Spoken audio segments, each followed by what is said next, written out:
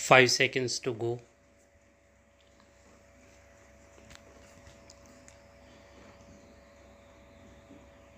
Start. I am delighted that all of you have been able to join us here at this very important meeting. This meeting is important in many ways, but more so because the subject that you are going to discuss has great relevance for improving our cooperative credit delivery system, which in turn is vital for a qualitative jump in the performance of our agriculture. I would like a very frank and free discussion on how we can collectively give effect to the recommendations of the task force on cooperative credit systems. Let me first thank Professor Vaidya and his colleagues for their excellent work. They have produced a very useful and thought provoking report, and it is now for the political leadership, both at the central and state, to rise to the occasion to give their ideas a practical shape. In the last decade, the growth of our agricultural sector has not kept pace with either our needs or our legitimate ambitions. If our economy has to grow at 7 to 8% per annum, and it must do so if we have to eliminate poverty within the next decade, agriculture too must demonstrate a growth rate of about 4% per annum. For this to happen, there has to be a major improvement in our agricultural production practices. There has to be greater commitment to innovation in the technologies that are brought to bear in farming, and an enhancement in the investments being made in the entire agricultural production chain. This requires, and that is inevitable, growing monetization and growing commercialization of the agricultural economy, perhaps at a pace never thought of before. As our agricultural system gets commercialized with increasing participation of farmers in markets, not only for agricultural products but also for agricultural inputs, farming starts taking on a new commercial and economic meaning.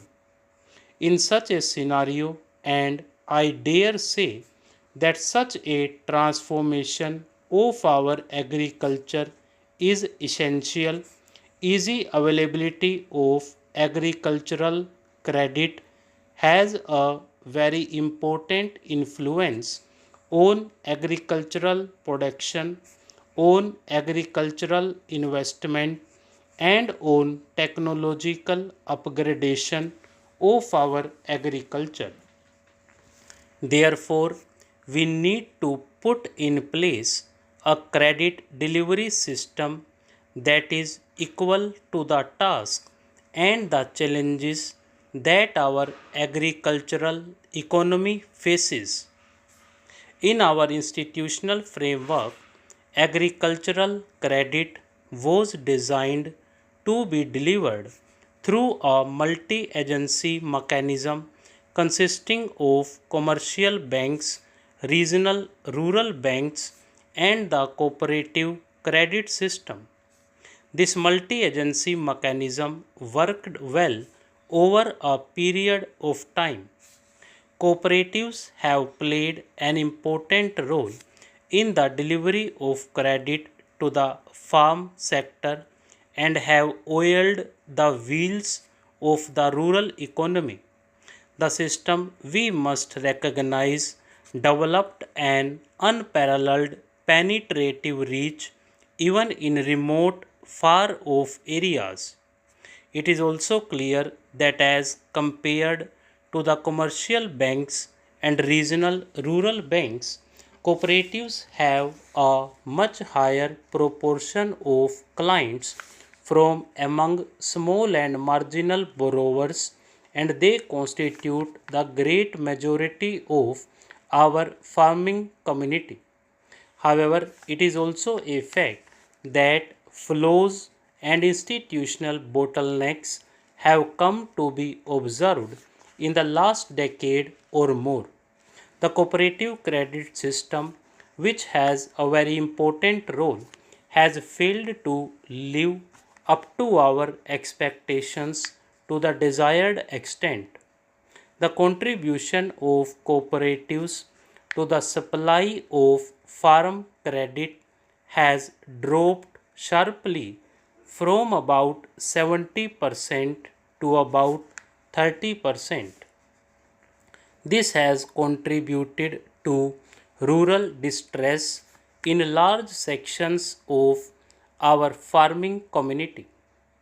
In my own travels across the country in rural areas, the problem of declining institutional credit for agriculture has been a common and persistent complaint of farmers in distress.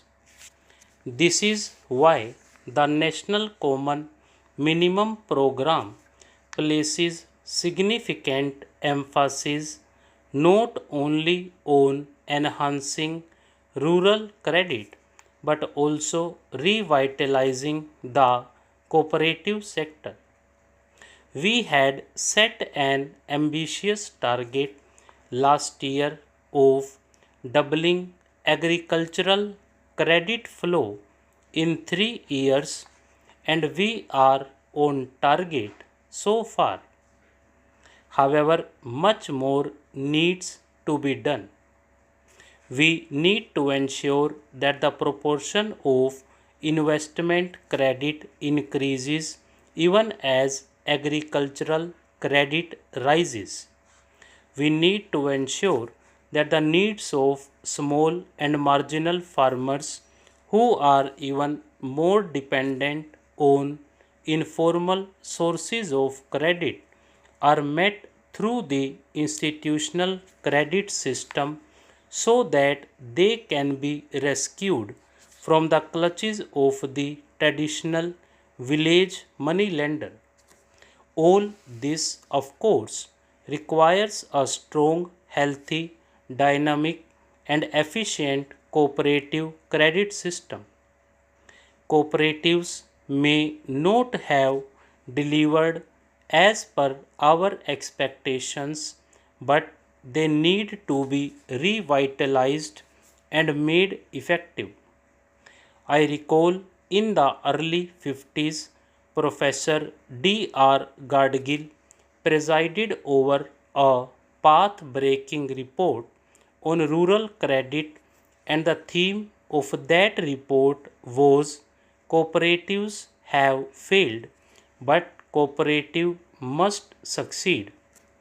I think that theme is as relevant today as it was if India's rural economy is to measure up to the challenge of its regeneration and revitalization. Cooperatives are today at the crossroads. In many states, we only have cooperatives in name with very little stakeholder participation in their management. There have been no elections held for years. Government officials and ministers at the state level run the affairs of many of these so called cooperatives. There is no proper audit, little accountability, often, and poor governance. Stop.